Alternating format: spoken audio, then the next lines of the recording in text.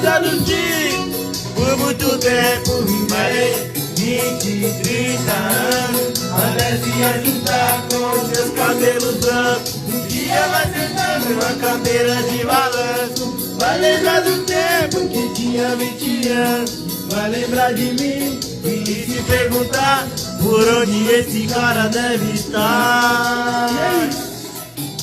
E eu vou estar